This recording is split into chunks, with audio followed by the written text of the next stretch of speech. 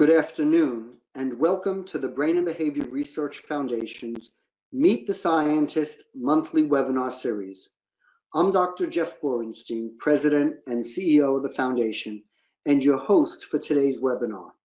Today, Dr. Eli Lebowitz will present the science of parenting and parent-based treatment for childhood anxiety disorders.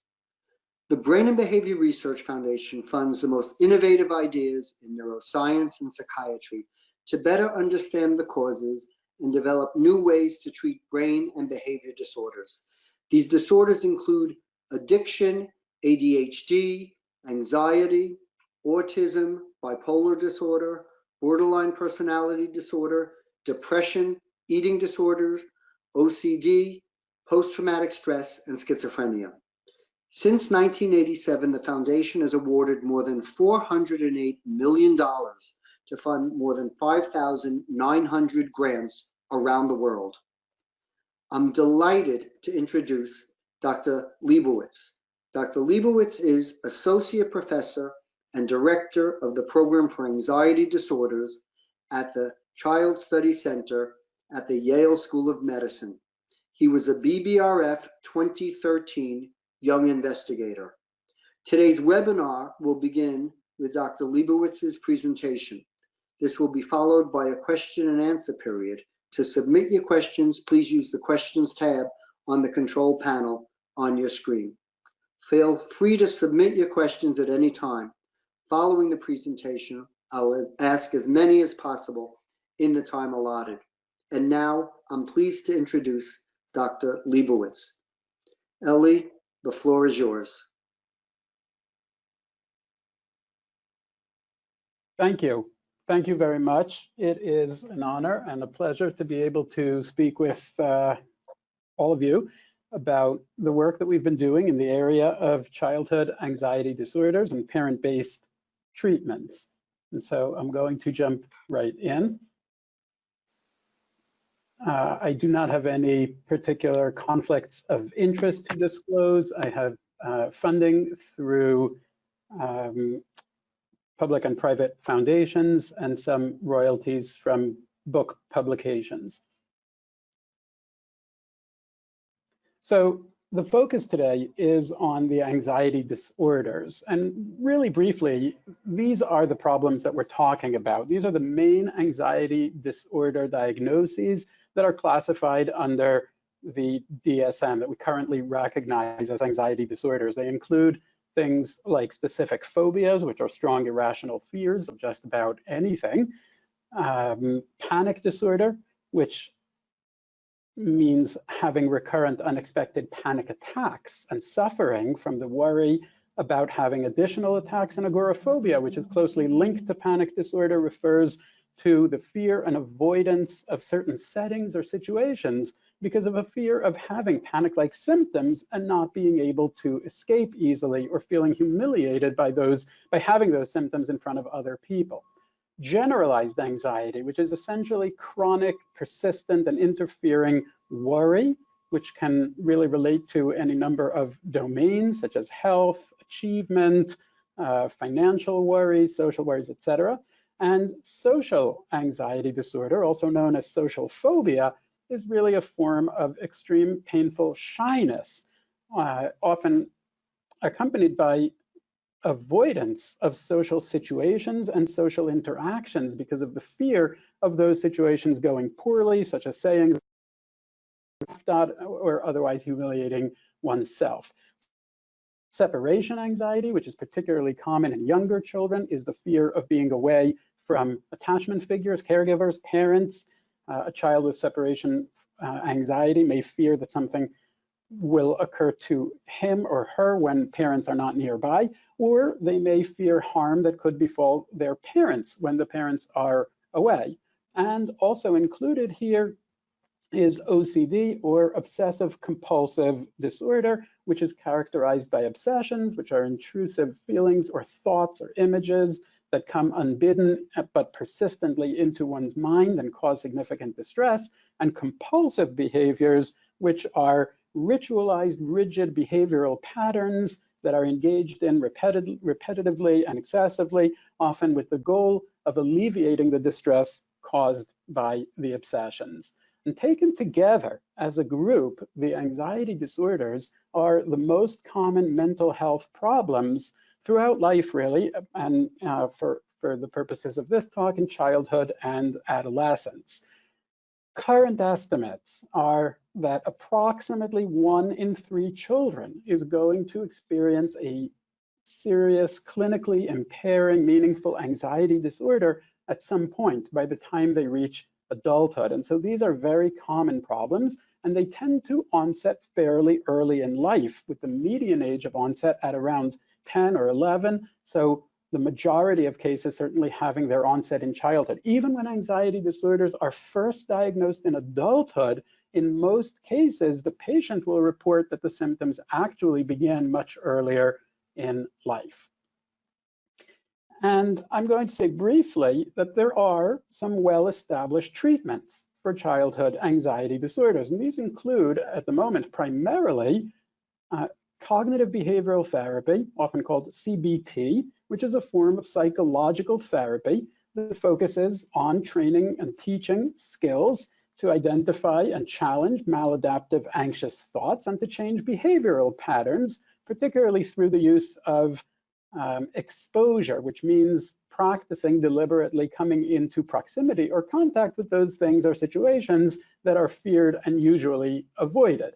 And the other form of therapy that has well-established empirical research to support its efficacy is pharmacological treatment or medications, primarily the use of SSRIs, or selective serotonin reuptake inhibitors, which are medications that work on the serotonergic system in the brain. And in a sense, there is some good news and some bad news when it comes to treatment for child anxiety. On the one hand, these are, as I've just noted, efficacious treatments. On the other hand, they're not efficacious for everybody. They don't work for everyone. And a conservative estimate would probably be that these are effective treatments in approximately 50% of cases. So depending on whether one is a glass half full kind of person or a glass half empty kind of person, this is either really good news or really bad news when you consider the high prevalence of these problems. But certainly, it underscores and highlights the need for additional effective treatments that can be delivered in addition to, alongside, or instead of these treatments when they are either not feasible or not working. And one area of focus for many years now has been to try to answer the question, can anxiety disorders in children be treated more effectively by involving parents in the treatment process? And there are good reasons for this being a focus. For one thing, there is a fair amount of evidence to suggest that there are some links between parent-related variables and child anxiety. For example, anxious children tend on average to have somewhat more anxious parents than do non-anxious children. And there are also some parenting styles that have been linked to child anxiety. For example, more rejecting or critical parenting, more controlling parenting, and less autonomy granting parenting. Now, it is important to emphasize here, because it's a common misconception that if two things are linked, then one must be the cause of the other.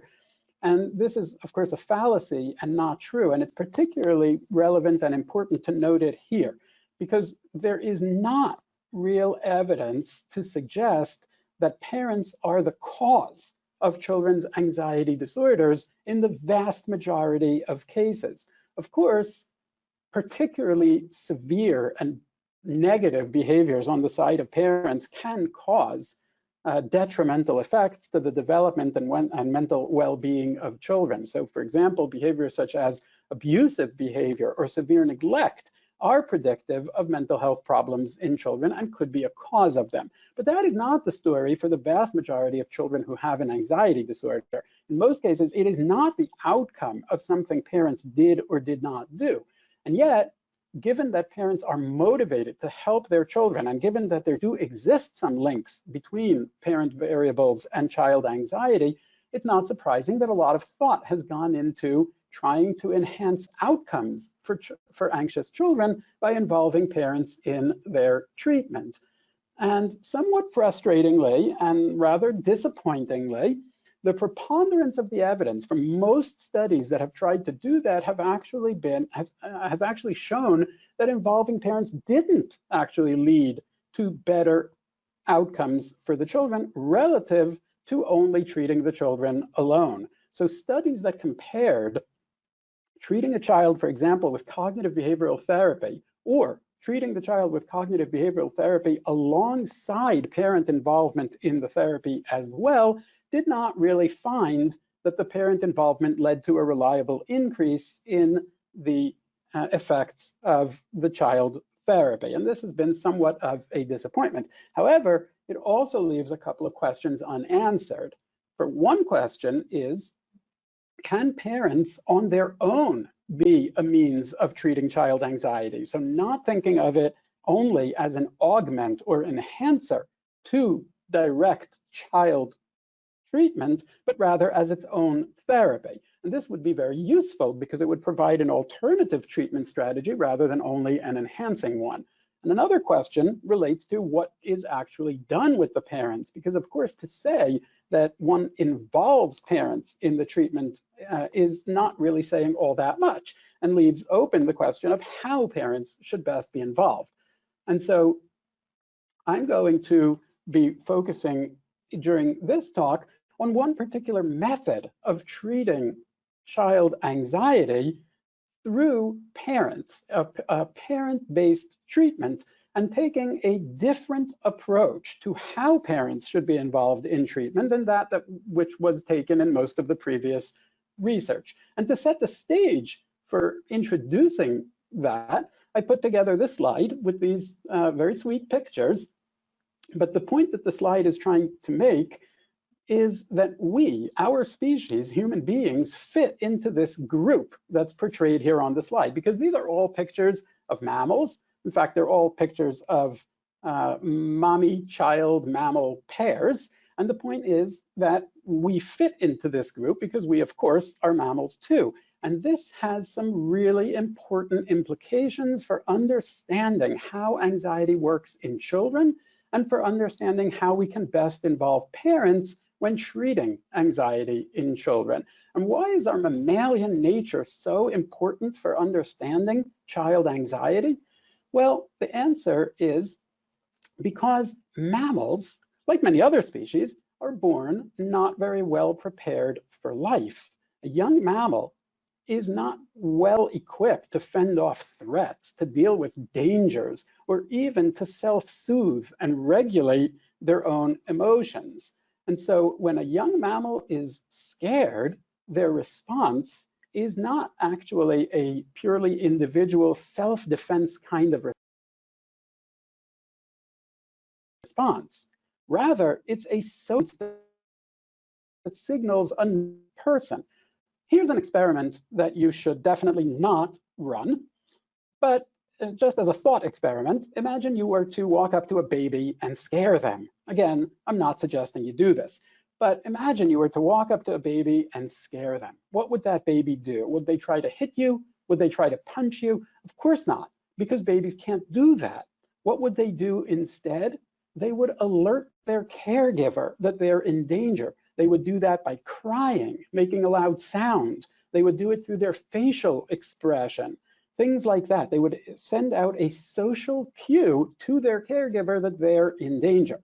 Actually, it's completely unnecessary to run that experiment, not only because what would happen if you scare a baby is rather obvious, but also because, of course, psychologists have already done this for you. And what I'm referring to is a series of very famous experiments conducted decades ago by a researcher named Harry Harlow, who was interested in studying attachment between infants and parents, and he wanted to study the attachment response. And so he put baby monkeys in a in a kind of cage with a surrogate mother, which was this kind of doll that you can sort of see in the background behind the monkey in the fore. And when he wanted to elicit the attachment response, what did he do? Well, he did the obvious thing. He scared the monkey, knowing that when the monkey was scared, it would display the attachment behavior. In fact, I'm going to show you this video, and I'm going to play it here. But if any of you are not able to see the video when it plays here, you can also play it separately on your own device by clicking a link to the video that's in the questions tab or the chat tab for the webinar. So let's see what happens when this monkey gets scared.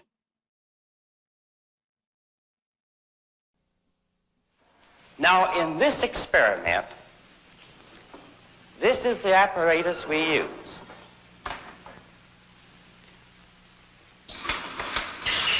That looks diabolical. That's just the way the baby monkey feels about it. Flashing eyes, loud sound, moving mechanical parts, all of these things are designed to frighten a monkey. Now here we have a peaceful, resting baby monkey. Let's find out what his reactions to his mother are when we frighten him.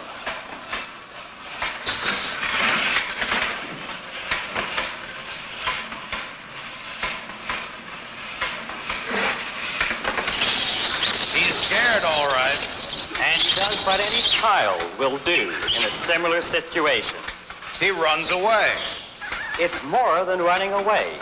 He was running to his mother, to touch her, to drive away his fear. Contact with the mother changes his entire personality. Look, now he's actually threatening the diabolical object. All right. This gives us part of the picture of the strength of infantile love. All right, well, there you have it. This is the typical response of a young mammal, a young primate, and also a young human when they are scared, meaning that anxiety, fear, triggers not only an individual response, but a social and caregiver-oriented response. Now, Dr. Harlow ended that clip saying this gives us part of the picture.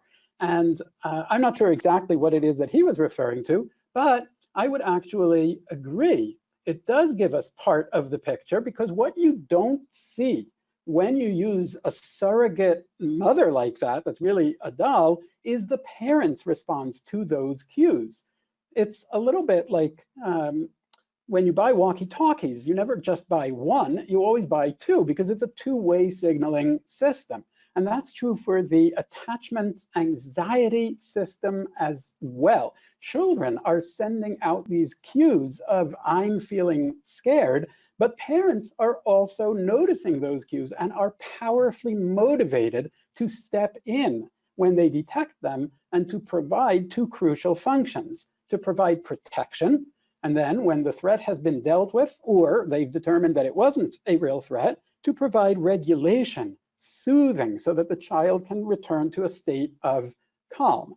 Now, if we accept the premise that this is the way anxiety works in our species when we're young, that children respond to fear not individually only, but by signaling their caregivers, and that caregivers respond to those signals, then we should also accept the premise that if a child has an anxiety disorder, meaning a problem where the key feature of the problem is chronic and inappropriate activation of the anxiety system, then what is going to ensue is chronic and inappropriate activation of that interpersonal system of signaling and responding, meaning that anxiety disorders are really not purely individual problems. It's not like having a dental cavity that lives in the child's mouth and that needs to be treated in the child's mouth, or like having flat feet where you have to put the arches only in the child's shoes. Nobody thinks you can treat a child's flat feet by putting arches in the parent's shoes. But the point here is that anxiety is actually different. Because of the way anxiety works in our species, it is inherently a parent-child problem that involves both. And in fact, once you think about anxiety in children in this way, it becomes very apparent very readily that in fact parents are deeply involved in their children's anxiety symptoms. And that occurs primarily through a process that we call accommodation or family accommodation. What family accommodation really refers to is all the changes that parents make to their own behavior in order to help their child to avoid or alleviate their anxiety or the distress that stems from their anxiety. And it is almost invariably the case that if a child has an anxiety symptom, parents are going to be involved in it through some form of family accommodation. Just to take a few common examples, if a child has generalized anxiety and is persistently worried, they may come to their parent with those worries and ask repeated, seemingly incessant or endless reassurance-seeking questions, and the parent is likely to respond by providing repeated, endless reassurance. If a child has separation anxiety and is scared of being away from parents or alone, parents will often accommodate by being near the child, sometimes sleeping next to them at night, sometimes leaving the door open when they take a shower so that child can still be in some communication or even view of them. If a child has obsessive-compulsive disorder, parents may become involved through participating in ritualized behaviors and compulsions, listening to obsessive confessions the child needs to make, and things like that. Those are examples of active participation in the child's symptoms. But we also see modifications to family routines and schedules, like the parent who has to come home earlier from work than they otherwise would, or avoids taking trips, like the family that plans their outings around the child's anxiety symptoms. For example, avoiding certain routes that might take them over a bridge because the child is anxious, or avoiding picnics because they're afraid of bugs, or maybe just maintaining rigid routines and schedules and timetables because any deviation from the pattern causes the child excessive anxiety. Now, we have studied accommodation in anxiety disorders quite a bit over the past few years, and we now have a good amount of data, not only from the United States, but actually from many places around the world, from South America, from countries in Asia, such as India, Japan, and China, and Singapore, from Australia, from the Middle East, and I could go on. The point is that we have a good picture of accommodation, and it looks quite similar around the globe, which I suspect has to do with the fact that this taps in to part of our evolutionary makeup, the way that we are essentially hardwired. And here are some things that we have learned. One thing we've learned is that accommodation is by far the rule and not the exception when it comes to having an anxious child. From many studies in many places, what we see is consistently between 95% and 100% of parents who have an anxious child reporting engaging in frequent and significant amounts of accommodation to their children's symptoms. But we know more than that. We also know that even though the accommodations are well-intentioned and are an attempt to help the child alleviate the anxiety, they're not effective. They work in the very short term. So the child who's worried and asks a question and receives reassurance may feel less anxious in the moment, but they're not going to be less anxious over time. In fact, higher levels of accommodation actually predict more severe anxiety over time, and they also predict more severe impairment for the anxious child, but also for the rest of the family, because the accommodation places a great burden on the parents who might be expending tremendous resources in terms of time, energy, and even money in accommodating their anxious child, and it can even impact siblings, because time that is devoted to one child may not be devoted to another. Or just to take an example, say you have a child with social anxiety and they get uncomfortable if someone comes into the house. Well, you might not allow that child's sibling to have play dates in your house because it makes the anxious child uncomfortable. But now we have burden and impairment for the sibling as well. We also know that high levels of accommodation are actually predictive of worse treatment outcomes for the frontline treatments for anxiety, such as cognitive behavioral therapy and medications. And finally, we know that as we accommodate more, additional problems tend to accumulate. So for example, a child who has nightmares at night and is accommodated as a result of that may go on to accumulate additional sleep problems, such as sleeping with the parent or going to sleep later or having more wake-ups during the night, etc. Now, I've been talking about this process of how anxiety works in our species as part of our basic evolutionary makeup, and I've used words like we're hardwired. Children are hardwired to respond this way. Parents are hardwired to respond to their children in these ways. And if we are hardwired that way, then we should be able to detect some of the neurobiological infrastructure that drives these patterns of entanglement between anxious children and their parents. And we have been doing some work in trying to detect that biological infrastructure. And I want to mention briefly a couple of different studies and areas of research in this domain. One of them is using brain imaging, using a technology called fMRI, or functional magnetic resonance imaging, which is essentially a kind of brain scan. We are able to detect fear reactivity in the brain. And so from previous research, we know that if we put a child in a scanner like that, sort of like the one that you can see in the picture, and we show them pictures while they're in the scanner, then we can detect their brain's response to those pictures. And one paradigm that has been used in the past is to put the child in the scanner and show them faces, pictures of faces. And some of those faces might be sort of neutral and calm, like the upper one on the slide, and some might be more angry-looking faces. And children's fear circuitry in their brain is going to respond more powerfully to the angry face because it feels more threatening. Now, that in and of itself is not quite so novel because it's been done several times in the past. What our lab has been doing is to use a version of the same task with one significant difference, which is that we do that task, but we actually scan the child twice. Once, the way it's always done, when the child is alone in the scanner. But we also do it another time, with the only difference being that now their mother is standing next to them and holding their hand while they're in the scanner. And what is of interest here is the difference in how the child's brain responds when they're alone relative to when the parent is there next to them. And what we see is a dampening of the fear circuitry activity when the parent is there, meaning the parent is helping the child just by being near them and holding their hand to regulate their brain's fear response, which is fascinating.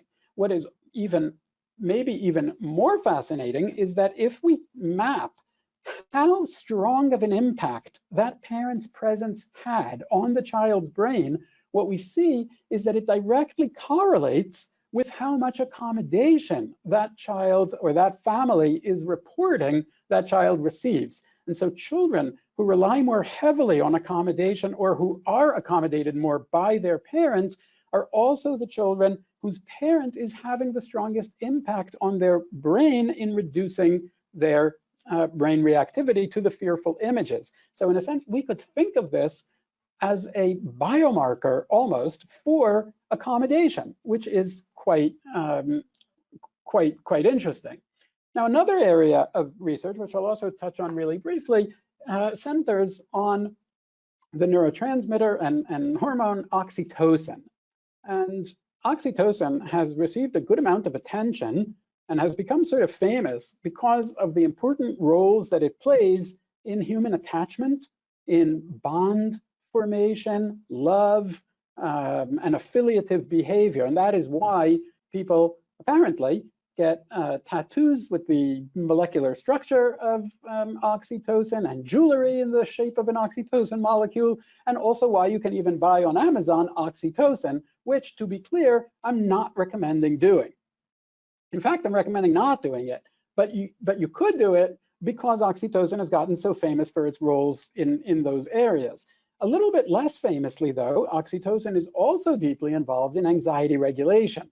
And when we think about anxiety the way that I've been describing it as a social phenomenon, it actually is not so surprising that we would have a biological system that straddles anxiety regulation and social, interpersonal, and attachment behavior. And so we became quite interested in studying oxytocinergic functioning, or oxytocin, in anxious children and their families. And I want to share one interesting study, which was a comparison of oxytocin levels measured in saliva. So we can actually measure the oxytocin in a child's saliva and see how much oxytocin that child is producing. And what we see is that overall, anxious children had lower oxytocin levels than other children. But in particular, children with separation anxiety had lower oxytocin levels than other anxious children even, but who did not have separation anxiety in particular, which I think is interesting in light of the fact that separation anxiety, of all the anxiety disorders, is the one that is most clearly interpersonal, because the core of the problem is needing to be close to the parent. And it's also the one that may be very heavily accommodated, because the way to not feel anxious if you have separation anxiety is in fact through accommodation, in particular by being next to your parent. Now, when we saw these results, when we saw that children with separation anxiety actually had lower oxytocin levels than children without separation anxiety, who were also anxious, we started to think whether it may be that some of what we actually think of as separation anxiety disorder, whether that could actually be a child attempting to upregulate a low-functioning oxytocinergic system, which would be an interesting hypothesis. It could be that children who have low oxytocin levels are trying to be near their parent because parental proximity could stimulate the oxytocin system. And so when we thought about that, we thought, well, what actually happens in the child's oxytocin level when they do spend time with their parent? And so we did another comparison. We did the same measurement of oxytocin in the child's saliva, but now we did it both before and after a brief few-minute interaction between the parents and the children. And so essentially the children are spending 5 or 6, 7 minutes talking to their mother, just planning a fun day together. And this is, for a child with separation anxiety, this is like the perfect situation, because I'm right here with mom and I'm planning more fun time with mom, and so I feel really good. And what I'm going to show you next is the oxytocin levels in the children after the interaction. And if here, what you see is the bar for the children who didn't have separation anxiety, and actually the levels of oxytocin for them did not change very much. But when we look at the levels of oxytocin for the children with separation anxiety, what we can see is that they actually came up to a level that was now quite similar to children without separation anxiety, which does seem to lend at least some tentative support to the idea that children with separation anxiety may be upregulating a low-functioning oxytocinergic system, although definitely more research would be required to further substantiate that idea. Now, I'm going to start now shifting attention to the clinical aspects, the intervention and treatment aspects, because what we've also done is to translate these understandings of how anxiety works in children, of accommodation, etc., into a parent-based treatment protocol. And that is called SPACE. SPACE stands for Supportive Parenting for Anxious Childhood Emotions. And what you see on this slide is really a distillation of what it is that we try to help parents to do in SPACE. Now, SPACE is a completely parent-based treatment, meaning the child actually doesn't have to participate directly in therapy at all, but the treatment focuses entirely on changing parental behavior. And so unlike a lot of previous research, where the way in which parents were involved in treatment was to train the parents as a kind of lay CBT therapist, meaning parents would be taught cognitive behavioral therapy skills and asked to implement them at home with their child, in SPACE, we actually focus only on modifying the parent's own behavior. This is actually very liberating because it means that parents can avoid conflict that might occur when they go home and try to change the child's behavior. Here, they don't need to actually get the child to do anything. In fact, this is a promise that we make to parents early in space. We'll just say directly, at no point are we going to ask you to make your child do anything or not do anything. So what are the two things that we want to help parents to do in space? Well, one is to increase what we call supportive responses to their child's anxiety symptoms. And I'm going to explain to you in just a moment exactly what we mean by a supportive response. The other thing we help parents to do in space is to reduce or decrease systematically the accommodations that they're providing for their anxious child. So let's get into it in just a little bit more detail. Here is a very simple definition of what we mean by a supportive response to a child's anxiety symptoms. A supportive response is any response that conveys to the child two messages. On the one hand, it conveys a message of acceptance, of validation and acknowledgement of the child's genuine distress. That can be as simple as saying to the child, I get it. This is really scary for you, or I get it, you're really uncomfortable. I know how hard this is, something like that. And that's one part of the supportive message. The other part of the supportive message is confidence. And it's a message to the child that I have confidence that you, the child, are able to tolerate feeling anxious, that you can feel anxious some of the time and still be okay. It's not confidence that you will do any particular thing, that you will do this or not do that. It's simply my confidence in your ability to cope, to tolerate feeling anxious. When you put those messages together, and which could sound like, I understand how frightening this is for you, but I know that you can handle that feeling. When you put it together, that's when you have a supportive message. What I'm going to show in this next slide is another brief video, which again, you can play. You can either watch it on the webinar, or you can also play it by clicking the link in the chat tab. And it is just one example of one of our therapists, former therapist actually, describing the idea of a supportive statement to a parent. Okay, so you told me that Lily asks you a lot of questions and you don't really know how to respond anymore, because usually you said you might say something, if she asks, are there burglars out there? You would say, no, they're not, right? Yeah.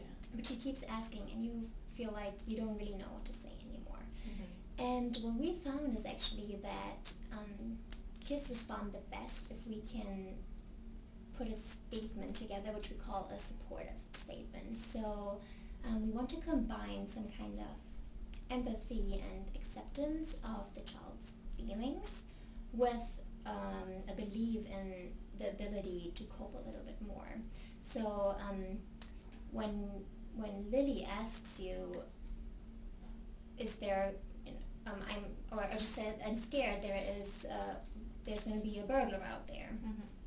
So we want to convey, on the one hand, that we understand that you're scared, so I understand this is scary for you, Lily, but, and then you also want to put in the other part, but you also believe that she will be able to deal with it. So I understand this is scary for you, but I know you can handle this, for example.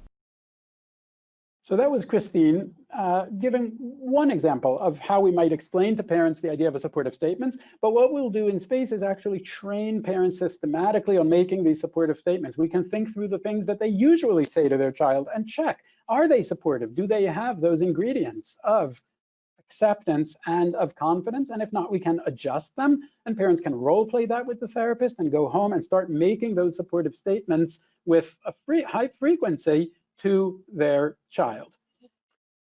Now, what you have here is a little bit more detail of an overview of the treatment process broken down into steps. And so we'll start treatment with an introduction where we'll explain to parents why it is that we're working with them and not directly with the child. We will definitely clarify that it's not because we blame parents for their children's anxiety symptoms, which in fact we don't. but rather because we believe parents can be helpful to their child in overcoming anxiety. And then we'll work on increasing the support and practicing those supportive statements. We'll then spend some time mapping out, really charting all of the different ways that these particular parents are providing accommodation to their children, to their child's anxiety symptoms. And we want to get as comprehensive a map of the accommodations as possible, because our next step is going to be to choose one particular target accommodation for reduction. And so the more information we have, the better of a decision we'll be able to make. And we'll usually choose a target that is something that is meaningful to the parents, that bothers them, that they're motivated to reduce, and also that happens frequently enough that they'll have ample opportunity to actually practice reducing the accommodation. Having done that, having chosen a target, we'll make very detailed, practical, and specific plans for what it is that parents are going to do differently. When are they going to do it? How much? Who's going to do it? Starting when, etc. So a really detailed, practical plan.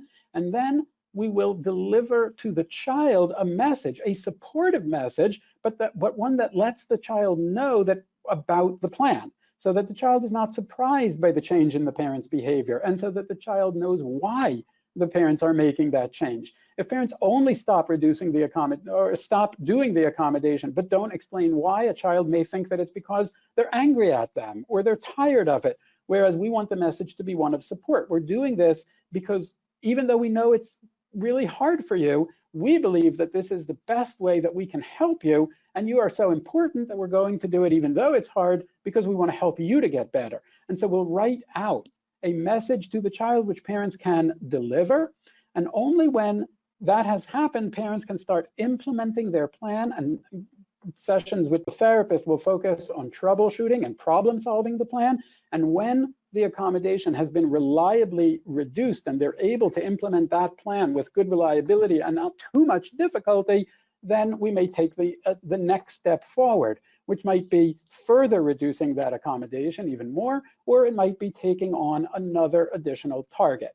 And the only other real component of space are modules. Essentially, you could think of this as a toolkit of tools for helping parents to deal with some of the challenges that can occur during the process of treatment, because it will probably not shock anyone to learn that when parents start reducing accommodation, children do not universally respond with appreciation or gratitude. Some children may become upset when the parent stops accommodating. Children may become angry or even aggressive. Some children might threaten harm to themselves, or they may say things to parents like, "You don't love me anymore," or things like that that can be really hard and even paralyzing for parents unless we have tools to help them cope with it. Or we also have tools for helping parents to improve the working relationship between them so that they can collaborate and cooperate well on a plan that they both agree on, because it will probably also not shock anyone to learn that not all parents come into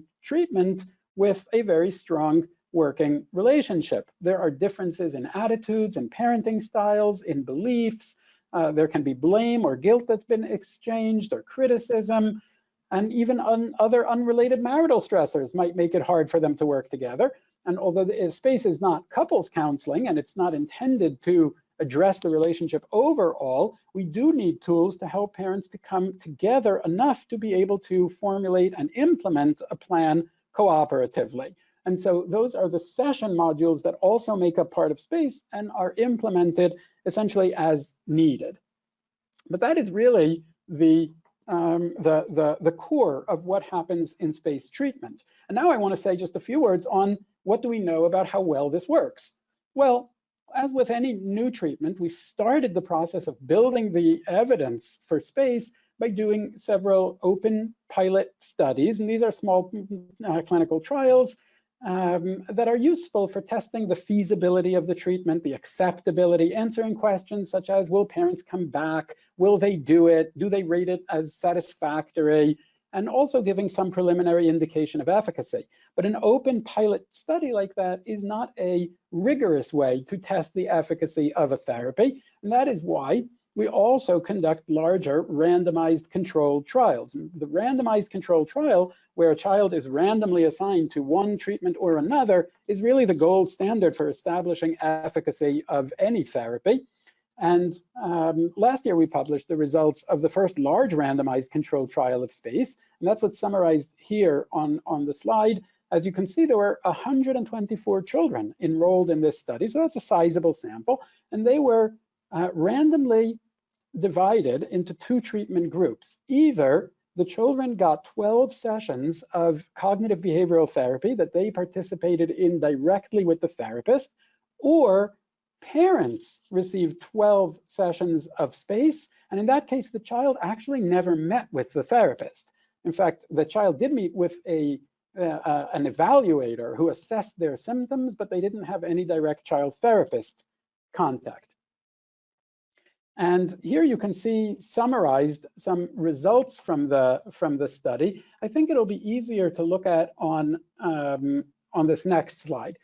So what you see here are results for space in green and CBT in blue for response, which means a significant improvement in symptoms, a large or meaningful improvement in symptoms, or for remission, which means that the child no longer had an anxiety disorder at the end of treatment. And as you can see, the bars are actually quite similar, meaning that it appears that space was as effective or as efficacious as cognitive behavioral therapy.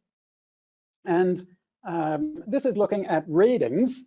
So rather than diagnoses as in the previous slide, here we're looking at ratings, and going from left to right, again, you have CBT in blue and space is the green line. And going from left to right, you have ratings provided by the independent evaluator, ratings provided in the middle by the parent, and on the right side, ratings provided by the children. As you can see, the lines are, again, very similar. And so what it really showed very clearly is that cognitive behavioral therapy was not superior to space in terms of any of these outcomes. However, it is also important to note that saying that a treatment is not superior to another treatment, saying that CBT was not superior to space, is actually not quite the same as saying that space was not worse than CBT.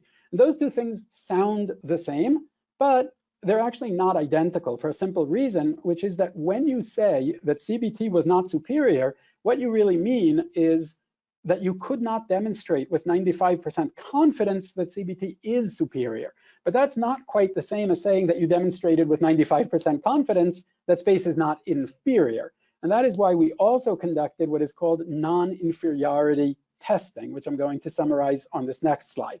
Now, how does non-inferiority testing work?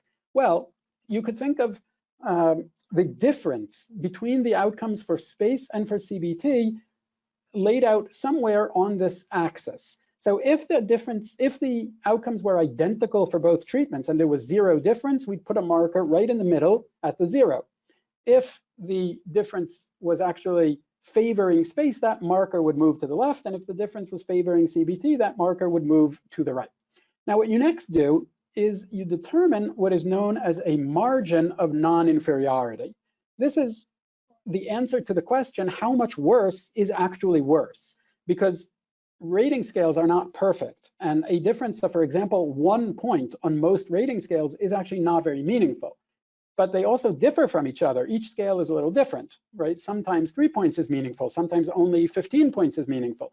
And so you determine a margin of non-inferiority based on clinical and statistical considerations of what you know about the scale. So for here we're about to look at outcomes for the clinician-rated anxiety severity, and we determined beforehand that the margin of non-inferiority would be 6 points, meaning we would say that space was non-inferior if we were confident that it was not 6 or more points worse. Now, where was the actual difference? The actual difference was there, so very close to the zero, and actually 1 point over toward the favoring space side. And then around that actual difference, what you do is you draw the margin, the confidence interval, the 95% confidence interval, meaning the actual difference was here at -1, but what we can say with 95% confidence is that the real difference between the two groups is somewhere between that bar and that bar. between the left hand and the right hand wing of this little TIE fighter, for those who like Star Wars. And because the right hand wing, the upper end of the 95% confidence interval, is still below the 6-point margin of non-inferiority, that is actually what allows us to say with 95% confidence that space was non-inferior to CBT. So I hope you'll pardon the somewhat statistical jargony explanation, but it is important to make that distinction. And we then repeated this analysis for ratings provided by the parent and for ratings provided by the child. And in all cases, space was non-inferior to CBT. And I think this last slide is maybe the most remarkable, because what we have to remember is that we're comparing now ratings provided by children who had 12 sessions of therapy to children who never met with a therapist. And yet still the ratings were non-inferior to space relative to CBT. And so I think that I'm just going to summarize some of the key points from this and tell you about some of the current and future directions, and then we'll have a few minutes for a few questions. So just to summarize, children respond to anxiety by seeking protection and regulation from caregivers, who respond to the child's anxiety through family accommodation, which maintains child anxiety over time. And reducing family accommodation can lead to improvement in child anxiety, and that is very much at the heart of SPACE, which is an efficacious parent-based treatment for child anxiety, which increases supportive parental responses and reduces family accommodation. And that is the summary of the main points that I've covered, leaving out the neurobiological detours that we took. And some future directions. Well, we're currently doing additional clinical trials of SPACE. In fact, in our current clinical trial, we're actually using that brain imaging paradigm that I described to you before with the mother present and absent, except we're using that brain imaging both before and after treatment. And that allows us to actually learn about what changes in a child's brain when their parents do this treatment. And we're currently working on some publications based on that research. We're also studying accommodation in other disorders, including mood problems, behavior problems, eating disorders, which I'll say a couple of words about in a moment, and autism. We published the first study of accommodation of autism-specific symptoms, such like the repetitive restricted behaviors that are typical of children with autism spectrum disorder. And there are also a few studies of accommodation of anxiety symptoms in children with autism, and we're gaining clinical experience in implementing SPACE in children with high functioning autism. Anecdotally, we have had good results in doing that, but have not yet conducted empirical studies of SPACE in children with autism. And now I'm going back to the eating for a moment. ARFID stands for Avoidant Restrictive Food Intake Disorder, which is what normal people call extremely picky eating. And DSM calls it ARFID. And this is an eating disorder that's characterized really by this, by clinically impairing picky eating, and is a fairly common problem and a fairly new diagnosis in DSM, but it's also a problem that is heavily accommodated by parents who are certainly extremely motivated to get their children to eat and will often engage in extreme accommodation of the child's symptoms in order to try to get them to eat. But as with anxiety, that accommodation can actually lead to less adaptive eating or less healthy eating patterns over time. And so SPACE ARFID is a modification of SPACE specifically for ARFID that was developed by my colleague, Dr. Yara Shimshoni, who has published one case study of this treatment and is, the first clinical study of SPACE ARFID is about to be published as well. And then another area where we're applying the same principles of helping parents to accommodate less is for parents of adult children, highly dependent adult children, or what is sometimes somewhat poorly called failure to launch. This refers to adult children who are living at home with their parents, not working or in higher education, heavily dependent on their parents for a lot of accommodation. And it's another very difficult problem that parents struggle with. It's a problem of higher prevalence than many people realize, but it's also a problem that lends itself to this kind of parent work because we're able to help parents to make change that can help the children, the adult children, to improve their autonomous functioning. And that's particularly important because in many cases, highly dependent adult children are not themselves willing or motivated to actively participate in therapy directly. And I've already mentioned that we're studying space in children with autism and anxiety, but that is in earlier stages, and we do not yet have empirical research to share about it. And so with that, I think I'm going to say thank you to our many students, colleagues, and mentors, and collaborators in many different places, not all of whom are listed here, but many are. And of course, I want to say thank you to each and every one of you as well for listening to this and participating in the webinar. And finally, to say that for anyone who is interested in learning more about space or potentially participating in one of the training workshops that we conduct to train providers on space, the place to go is the website spacetreatment.net. So that's www.spacetreatment.net, as shown on the slide, where there's information on training workshops.